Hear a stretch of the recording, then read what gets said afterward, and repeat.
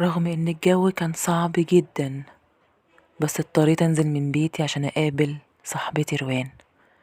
اتصلت بيا وهي في حالة مش طبيعية، وطلبت مني اننا نتقابل في ساعتها عشان هي محتاجاني وعايزة تتكلم معايا في موضوع مهم.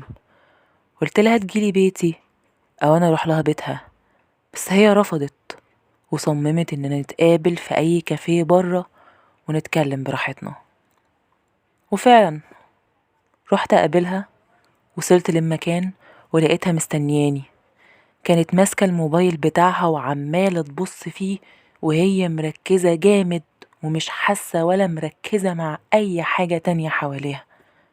وصلت لحد عندها وهي ما خدتش بالها مني برضو، فناديت عليها فبصت لي وابتسمت ابتسامة كبيرة. سلمنا على بعض وقعدت معاها وانا بقولها بهزار: ينفع كده ننزل في جو زي ده؟ بس كله عشان خاطرك. فقالت لي: الموضوع اللي عايزاكي فيه يستاهل. مش هتصدقي ايه اللي حصل يا خلود. ايه اللي حصل يا روان؟ قلقتيني. بابا كلمني يا خلود. كلمك؟ كلمك ازاي؟ مش فاهمه. كلمني على الموبايل. الاول بعتلي رساله وبعد كده رن عليا وسمعت صوته. انا اتصدمت من كلام روان وما بقتش عارفه ارد عليها اقول لها ايه. انا مش فاهمه حاجه من كلامها وفي نفس الوقت مستغربه من اللي بسمعه. قلت لها: باباكي كلمك ازاي يا روان؟ باباكي توفى من شهور. ما انا عارفه انه مات يا خلود. هو انت فاكراني ناسيه ولا انت فاكراني مجنونه وبقول اي كلام؟ لا مش قصدي. انا بس مستغربه الكلام اللي بسمعه. بصي انا هشرحلك. انا كنت قاعده مع نفسي في اوضتي وفجاه سمعت صوت رساله على موبايلي. كانت من رقم غريب. لقيت مكتوب فيها: ازيك يا روان يا حبيبتي، وحشتيني قوي، طمنيني عليك، انت كويسه؟ انا بابا يا روان. انا لما شفتها اتصدمت وما كنتش مصدقة. رديت على الرسالة برسالة برضو وانا مش فاهمة حاجة وفرحانة في نفس الوقت. بعدها سألته ازاي بعتلي وهو مات خلاص. فقال لي رد غريب قوي يا خلود. قالك ايه؟ قال لي انه ما ماتش اصلا. يعني ايه ما ماتش يا روان؟ وازاي؟ مش عارفة ومش فاهمة حاجة يا خلود. وعشان كده كان لازم اخليكي تيجي واحكيلك. احكيلك كل اللي حصل، يمكن تفهمي انتي وتفهميني. الموضوع غريب قوي يا روان. طب ما يمكن ده واحد بيشتغلك. ما انت لسه قايله انه رقم غريب. وهيشتغلني ليه يعني؟ هيستفاد ايه؟ مش هيبان دلوقتي، بس انا قلقت. وبعدين حتى لو مفيش حد بيشتغلك هو مستحيل يكون باباكي. ازاي وهو كلمني وسمعت صوته؟ برامج تغيير الاصوات والذكاء الاصطناعي ماليه الدنيا. مش صعبه يعني انه يعرف يكلمك بصوت باباكي. بس هو قال لي انه هيقابلني وهشوفه بنفسي. نعم. ايوه. لما لقاني مش مصدقه اللي بيحصل قال لي انه هيثبت لي انه لسه عايش وهيخليني اشوفه. هتقابليه امتى؟ كمان اسبوع كده. ما يمكن اللي بيحصل ده كله مقلب سخيف ويكون واحد عايز يأذيك يا روان. مش عارفه. طب هتقابليه لوحدك؟ لا طبعا. انا عايزاكي تيجي معايا. خطر يا روان، لازم حد تاني يجي. افرضي لا قدر الله حصل لنا حاجه انا وانتي. طب هنعمل ايه؟ احاول اشوف حل للحوار ده، وانت لو حصل اي جديد بلغيني. ماشي يا خلود. ربنا يستر. عارفة يا خلود، انا نفسي يطلع بابا بجد. بابا وحشني قوي ونفسي اشوفه قدام عيني زي ما مات قدام عيني. عارفة انه وحشك وانك مفتقداه، وعارفة كمان ان وفاته صعبة عليكي قوي لحد النهاردة. بس انا برضو مش عايزاكي تفكري في الحوار ده كتير، لانه بنسبة 100% مش حقيقي. انت ليه بتقولي كده وبتقفليها في وشي؟ انا مش بقفلها في وشك، انا بقولك الحقيقة. مش عايزاكي تعيشي الوهم يا روان. ماشي، سيبيها بظروفها دلوقتي لحد ما نشوف هنعمل ايه.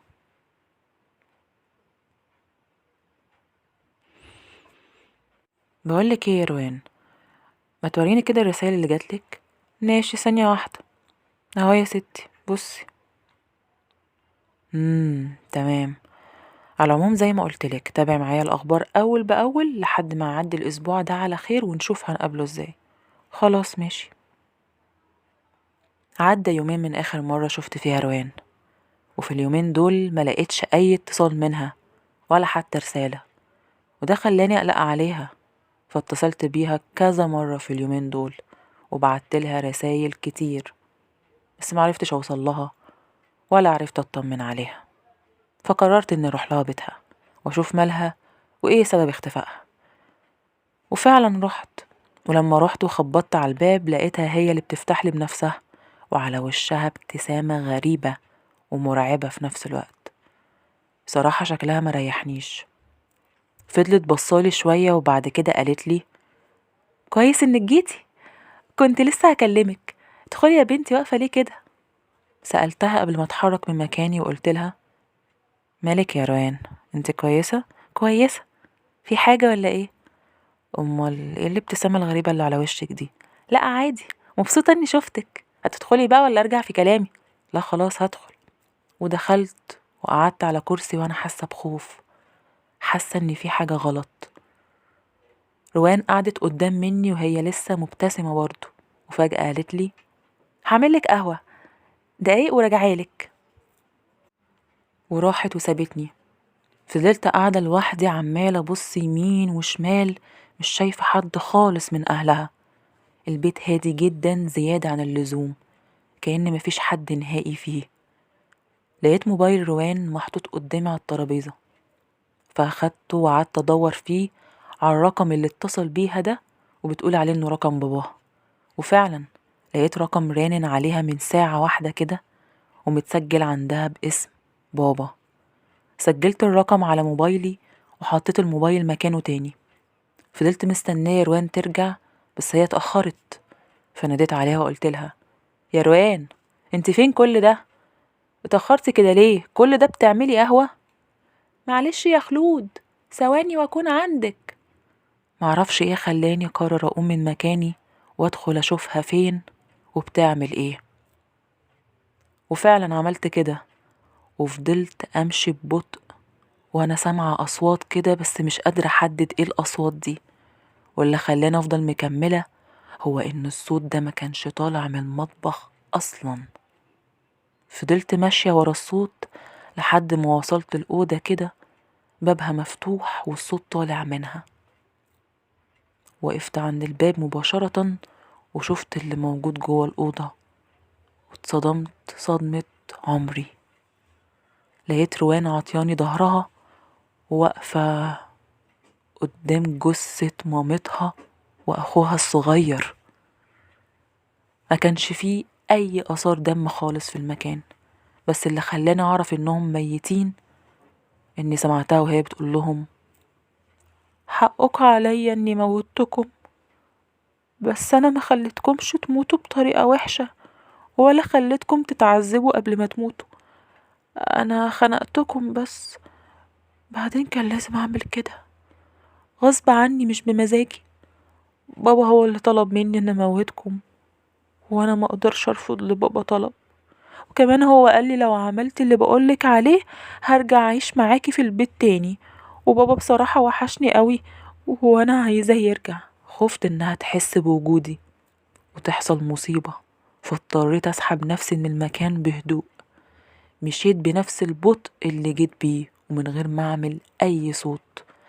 أخدت شنطتي وفتحت باب الشقة بالراحة وقفلته بالراحة برضو وجريت بأقصى سرعتي. وصلت للشارع وقعدت أبص حواليا في كل حتة وأنا متوترة وخايفة ومش عارفة أفكر. قعدت أدور على حتة محدش يقدر يشوفني فيها واستخبيت. فضلت في مكاني عمالة أفكر ومليون سؤال موجود جوه دماغي. هو ايه اللي أنا شفته ده؟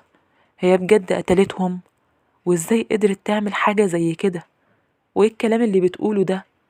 يعني ايه باباها هو اللي طلب منها كده؟ هو ايه اللي بيحصل بالظبط؟